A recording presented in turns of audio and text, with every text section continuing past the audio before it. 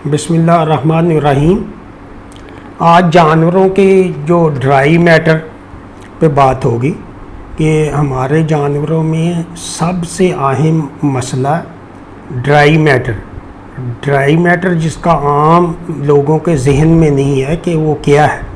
तो dry matter जैसे पहले मैंने बताया है कि 100 किलो चारा में 30 किलो ड्राई मैटर है। और ये कितना ड्राई मैटर चाहिए? 15 किलो एक बड़े जानवर को चाहिए। और 15 किलो ड्राई मैटर और उसमें प्रोटीन कितनी होनी चाहिए?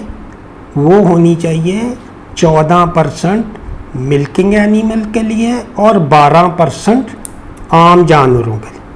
तो इसके लिए जो हमारे जानवर जो हैं वो सब्ज़ चारा खा के पेट भर लेते हैं।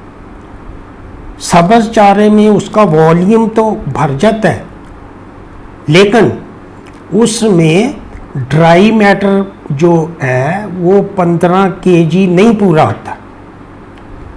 और सब्ज़ चारे में भी वो साथ उसको तूड़ी डालते हैं जिसकी क्रूड प्रोटीन 3 है। और चारे की कितनी प्रोटीन है? ड्राई मैटर बेस पे उसकी प्रोटीन 7% है। तो जब उसमें 100 किलो में 30 किलो आएगा तो उसकी वो आप सारे चारे की ड्राई मैटर की आप ड्राई मैटर कैलकुलेट करना है।